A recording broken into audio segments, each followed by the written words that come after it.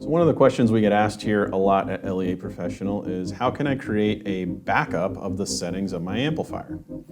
And it's pretty easy to do. So once you're in the Amplifier web UI here, we'll just click on the amp info button for the amp that you want to back up. And then the very bottom option here is advanced.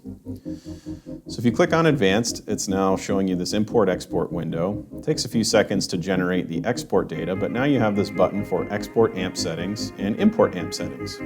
So first we can do an export here.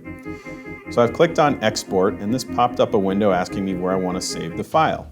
Now this popped up because I do have it set in my browser to ask me where to save downloads whenever I download something from the web.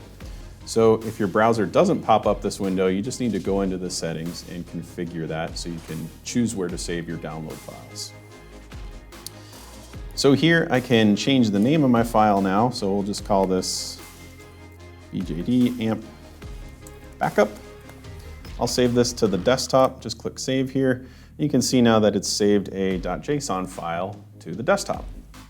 So this file contains all of the settings for the amplifier. So all of the naming, the general amp settings, network information, and all of the DSP settings for all of the channels. So let's say I go in here and we've got an install and somebody's changed a whole bunch of settings here, levels, source selection, a whole bunch of different stuff. We want to get it back to the original settings that we had in here. So if we go back again to that advanced section, we can now import our original backup of the settings. So you click on import amp settings, this window pops up here.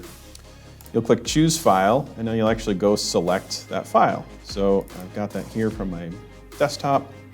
It loads the file name in here, and then you've got a few tick boxes below here. So this gives you some flexibility on which set of settings you want to import into the amp. So the network settings does all of the network settings from that window. So for your Wi-Fi, your wired, and your access point. So all of those settings can be chosen to be imported or not.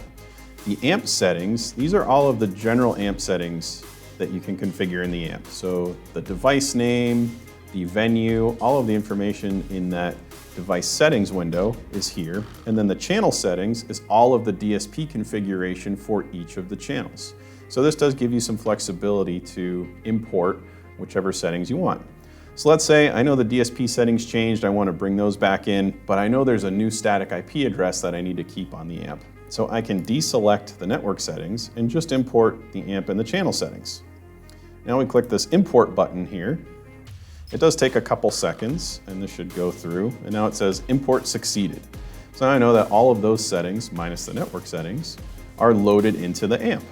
So we click OK. If I go back here, we can see all the gain and the source selection is back to the way it was, and all of those settings are now back in the amplifier. So there you go. Save some backups, load them into some other amps, and let us know what you think.